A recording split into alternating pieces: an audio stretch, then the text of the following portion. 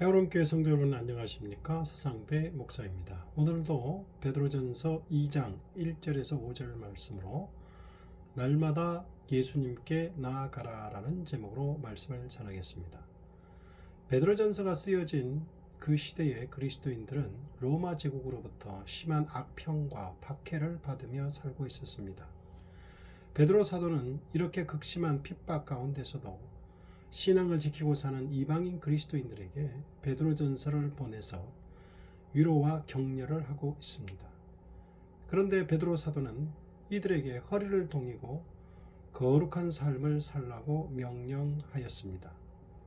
베드로전서 1장 15절 오직 너희를 부르신 거룩한 이처럼 너희도 모든 행실에 거룩한 자가 되라.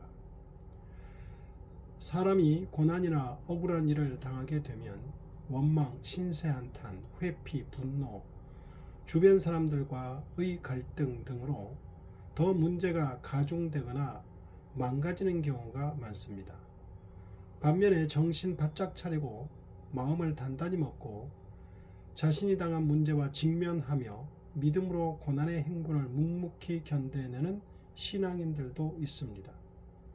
그런데 베드로 사도는 신앙 때문에 억울하게 핍박당하는 이방인 그리스도인들에게 인내하는 데에서 한 걸음 더 나아가 적극적으로 거룩한 삶을 살라고 명령합니다.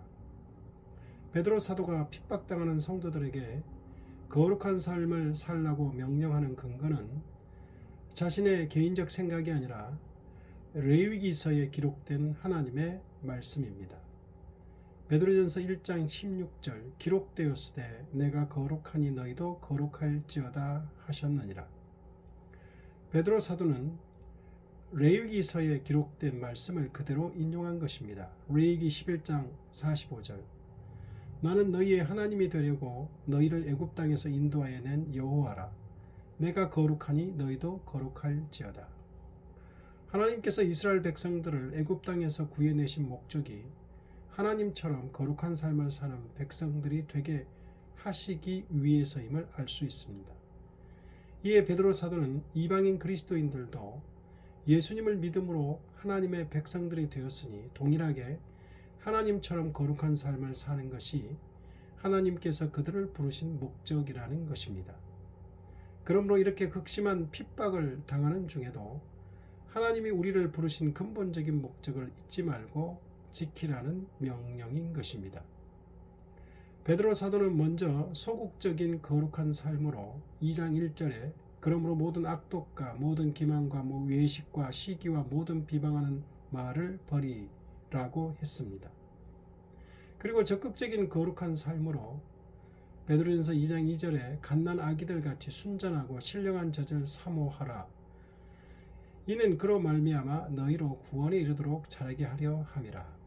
즉 누군가에 의해 가감이 없는 순수한 하나님의 말씀을 갓 태어난 어린아이가 엄마의 젖을 갈구하는 것처럼 영적으로 거듭난 자들이 그리스도의 장성한 분량에 이르기까지 성장하기 위하여 필연적으로 말씀을 갈망하는 적극적으로 거룩한 삶을 살라고 명령했습니다.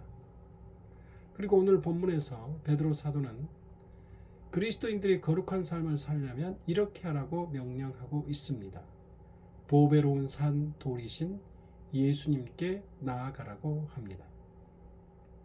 베드로전서 2장 4절 사람에게는 버림바가 되었으니 하나님께는 택하심을 입은 보배로운 산 돌이신 예수께 나아가. 베드로 사도는 예수님을 보배로운 산 돌에 비유합니다. 보배로운이란 의미는 존귀하다라는 의미로 하나님께서 예수님을 높이셔서 교회의 영원한 기초가 되시는 존귀한 그리스도로 높이셨다는 것입니다. 그리고 산돌이라는 의미는 살아있는 돌, 영원한 생명을 주는 돌로 교회의 영원한 초석이 되신다는 것입니다. 그리고 살아있는 돌이라는 말에는 예수님께서 부활하신 것이 확실하다는 의미를 이미 내포하고 있습니다. 그런데 이런 예수님이 유대인들에게는 배척당했지만 하나님께는 택하심을 받았다고 합니다. 예수님을 메시아로 영접해야 할 유대인들이 오히려 그를 핍박하고 십자가에 못 박았습니다. 그러나 배척당하여 십자가에 못 박힌 예수님은 하나님께 택하심을 입었습니다. 택하심을 입었다는 의미는 인정받았다는 뜻으로 하나님께 메시아로 그리스도로 존귀함을 받았다는 것입니다. 즉 예수님은 사람들에게 배척당했지만 하나님께 인정함을 받는 진정한 메시아임을 말하고 있습니다. 그리고 산 돌은 실제로 유대인들 사이에서 메시아를 상징하는 것이며 예수님은 그 외에도 심판의 돌, 모퉁이의 머릿돌, 생명수의 반석, 교회의 궁극적인 기초석 등으로 비유되며 그리스도 메시아이심을 밝히고 있습니다. 베드로 사도는 로마 제국으로부터 극심한 핍박을 받고 있는 그리스도인들에게 거룩한 삶을 살기 위해 이런 예수님께 나오라고 명령하고 있는 것입니다. 여기서 나오라는 말은 현재 분사형으로 항상 끊임없이 나와야 함을 강조하고 있는 말입니다. 이것은 이스라엘 백성들이 고난의 광야 생활 중에 생명수의 반석에서 물을 마신 것처럼 성도들이 그리스도 앞에 나올 때는 언제든지 그로 말미암아 신령한 물을 마실 수 있다는 의미입니다. 베드로 사도와 바울 사도는 이스라엘 백성들이 광야 생활 40년 동안 이스라엘 백성이 계속해서 마셨다는 사실을 강조합니다. 이스라엘 백성들은 기적적인 방법을 통해 메마른 광야에서 계속 물을 공급받았으며 그 공급의 근원은 바로 예수 그리스도였다고 해석하고 있습니다. 베드로와 바울은 구약시대에나 신약시대에나 예수 그리스도는 모든 인류를 구원하는 생명의 떡이며 물이심을 강조하고 있습니다. 두 사도는 예수님께서는 배고픔과 갈증으로 광야를 헤매던 이스라엘 백성들에게 가장 시급했던 음식과 물을 제공하셨던 것처럼 영적 이스라엘 백성인 신약의 성도들에게 가장 절실히 필요한 신령한 음료와 음식을 제공하신다는 것을 강조합니다. 베드로 사도는 광야 생활 40년 동안 생명수의 반석이신 예수님으로부터 생명수와 음식을 제공받았던 이스라엘 백성들처럼 신약의 성도들도 보배로운 산 돌이신 예수님께 날마다 나와 신령한 음료와 영원한 생명을 공급받으라고 명령하고 있는 것입니다. 200만 명이 넘는 이스라엘 백성들이 광야에서 생명을 유지시켜주는 음식과 물을 공급받는 것은 기적과 같은 일입니다. 이 시대에도 40년간 광야에서 200만 명에게 매일 끊임없이 생명을 유지시킬 수 있는 음식과 물을 제공하는 일은 기적과 같은 일일 것입니다. 바울과 베드로 사도는 그렇게 제공한 근원이 예수 그리스도라고 보는 것입니다. 그래서 로마 제국으로부터 극심한 핍박을 받고 있는 성도들도 실생활에서 생명을 유지할 수 있는 음식과 물을 제공받을 수 있는 근원이 그들이 믿는 예수 그리스도이기에 신령한 음료와 신령한 음식이라고 표현하며 예수님께 매일 나아오라는 것입니다. 그래서 베드로 사도는 예수님께서 비록 사람에게는 버림받았을지라도 하나님께는 인정을 받는 존귀한 메시아이심이 분명하니 예수님은 그에게 나오는 모든 자의 구원의 반석이 되며 신령한 음료와 신령한 음식을 제공하시는 분이라는 것입니다. 성경에서 거룩이란 단어가 처음 등장하는 구절은 창세기 2장 3절입니다. 하나님이 그 일곱째 날을 복되게 하사 거룩하게 하셨으니 이는 하나님이 그 창조하시며 만드시던 모든 일을 마치시고 그날에 안식하셨음이니라. 하나님께서는 6일 동안 천지 만물을 창조하시고 7일째 되는 날 안식하시며 거룩하게 하셨습니다. 창세기 2장 2절 하나님이 그가 하시던 일을 일곱째 날에 마치시니 그가 하시던 일을 그치고 일곱째 날에 안식하시니라.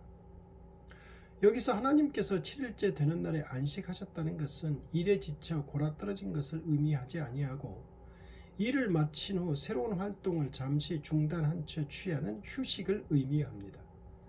그렇다고 해서 이 말은 하나님께서 전혀 아무런 행동도 하시지 않았다는 뜻은 아닙니다. 다만 이는 이후로 하나님께서 더 이상 새로운 피조물을 만들지 않으셨다는 것과 창조된 천지 만물의 운행을 주관하시며 그것들을 보고 기뻐하고 계셨다는 것을 의미합니다.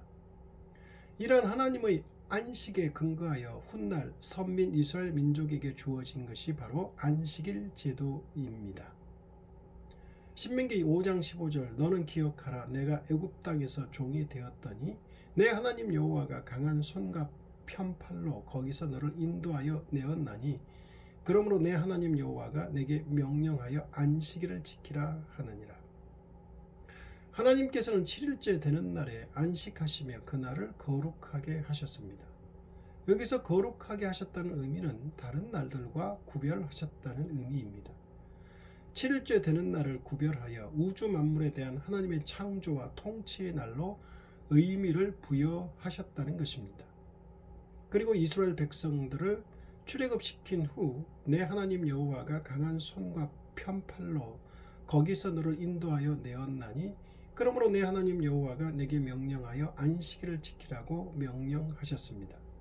즉 이스라엘 백성들에게 그들을 구원하신 분이 하나님이심을 매주 안식일을 지킴으로 기억하라는 것입니다. 그리고 구약시대 이 안식일을 신약시대에 이르러 우리 주 예수 그리스도께서 부활하신 주일로 승화되었습니다. 오늘날 그리스도 안에서 새로운 안식일인 주일을 지키는 우리 성도들도 이러한 안식의 뜻을 원뜻을 쫓아 그날을 즐거워하며 하나님께 영광 돌려야 합니다. 한날을 특별히 성별하여 바침으로 모든 날의 삶이 하나님께 속하였음을 인정하고 고백하는 행위, 바로 그것이 안식일입니다.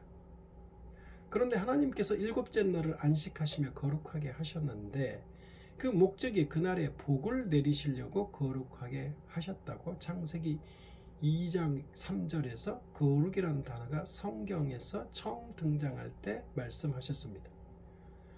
그러므로 하나님의 성도들이 핍박 중에도 거룩한 삶을 살아야 하는 것은 하나님께서 우리를 당신의 백성으로 부르신 목적이 하나님을 닮아 거룩한 삶을 살도록 하신 것이며 또한 거룩한 삶을 사는 자들에게 복을 주신다는 것을 알 수 있습니다. 하나님은 자신을 믿는 백성들의 모든 것을 책임지시는 분이심을 우리는 알고 믿어야 합니다. 기도하겠습니다.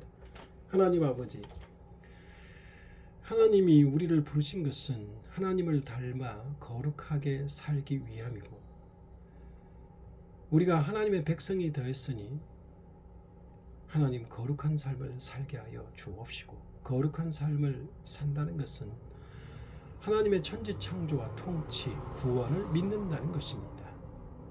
그리고 하나님을 믿고 사는 자에게 하나님께서 복을 내리시며 책임지신다는 사실을 믿겠습니다. 예수님 이름으로 기도드립니다. 아멘.